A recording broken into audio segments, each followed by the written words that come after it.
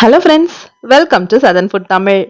இன்னைக்கு நம்ம ரொம்பவே டேஸ்டியான மீன் அவியல் ரெசிபி தாங்க எப்படி பண்றதுன்னு பார்க்க போறோம். இதுக்கு நான் இன்னைக்கு கண்ணாடி பாறை மீனை யூஸ் பண்ணியிருக்கேன். இது பண்றதுக்கு முதல்ல ஒரு கடையை ஹீட் பண்ணிட்டு அதில் 2 டேபிள் ஸ்பூன் நான் தேங்காய் எண்ணெய் சேர்த்துக்கிறேன். நீங்கள் எந்த எண்ணெய்னாலும் சேர்த்துக்கலாம். எண்ணெய் சூடானதும் 6லேருந்து 7 பூண்டு பல்லை இந்த மாதிரி நசுக்கி உள்ள சேர்த்துக்கலாம். கூடவே 2 பச்சை மிளகாய் சேர்த்துட்டு நல்லா வதக்கி விட்டுடலாம். தேங்காய் எண்ணெய் சேர்த்தோம்னா இந்த டிஷ் வந்து செம டேஸ்டா இருக்கும்.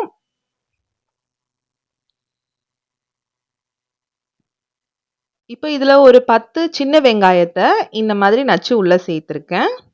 கூடவே ஒரு கொத்து கறிவேப்பிலை. வெங்காயம் ரொம்ப நல்லா ப்ரௌன் கலர்ல வதங்கணும்னு அவசியம் கிடையாது. கொஞ்சம் மீடியமா வதங்கினா போதும்.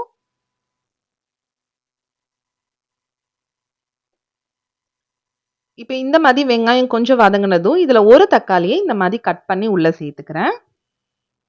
இந்த வெங்காயம் தக்காளி எல்லாம் ரொம்ப நல்லா மசிஞ்சு எண்ணெய் பிரிஞ்சு வர அளவுக்கு வதங்க தேவையில்லை. நம்ம இதுல தண்ணி ஊற்றி மீனோட சேர்த்து வேக தான் வைக்க போறோம். இப்போ இதுல 1/4 டீஸ்பூன் மஞ்சள் தூள், 2 டேபிள் ஸ்பூன் குழம்பு மிளகாய் தூள் சேர்த்துட்டு நல்லா வதக்கி விட்டுறேன்.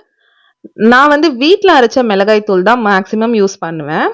அதுலேயே மிளகாய் மல்லி எல்லாமே சேர்த்து அரைச்சி வச்சிருப்பேன். இப்போ இது கூட ஒரு சின்ன நெல்லிக்காய் சைஸ்ல புளி கரைச்சி ஊற்றிக்கிறேன். கூடவே கொஞ்சமாக கல்லுப்பு, தேவைக்கு ஏற்ற மாதிரி தண்ணி, நல்லா மீன் மூழ்கிற அளவுக்கு தண்ணி ஊற்றிக்கணும். இப்போ இதை நல்லா மிக்ஸ் பண்ணி விட்டுருங்க.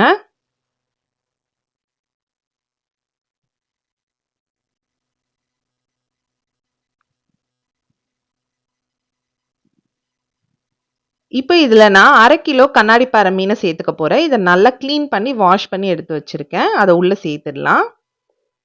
கரெக்டாக மீன் முங்குற அளவுக்கு தண்ணி ஊற்றிருக்கேன். ஒரு வாட்டி நல்லா கலந்து விட்டுருங்க.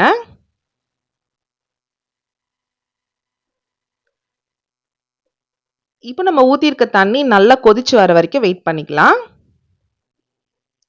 நல்லா கொதிச்சு வந்துருச்சு. மீனும் நல்லா வேக ஆரம்பிச்சிருச்சு. இப்போ இதை நம்ம ஒரு 20லேருந்து 25 நிமிஷம் மீடியம் ஃப்ளேமில் மூடி போட்டு வச்சிடலாம்.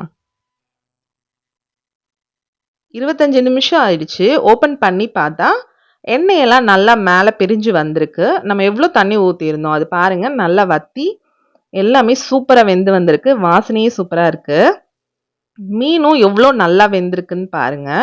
உடையவும் இல்லை நம்ம போட்ட மீன். இந்த மாதிரி தான் கிரேவியோட கன்சிஸ்டன்சி இருக்கும்.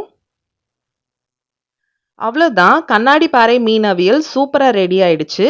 இதை ஒயிட் ரைஸ்க்கு சுட சுட வச்சு சாப்பிடும்போது டேஸ்ட் ரொம்பவே நல்லா இருக்கும். சாப்பாட்டுக்கு மட்டும் இல்லை, இட்லி தோசை போன்ற டிஃபனுக்கும் ரொம்பவே நல்லா இருக்கும். இந்த மீன் அவியலை நீங்களும் கண்டிப்பாக வீட்டில் ட்ரை பண்ணி பாருங்க. ட்ரை பண்ணி பார்த்துட்டு எப்படி இருந்ததுன்னு கமெண்ட் செக்ஷனில் மறக்காமல் கமெண்ட் பண்ணுங்க.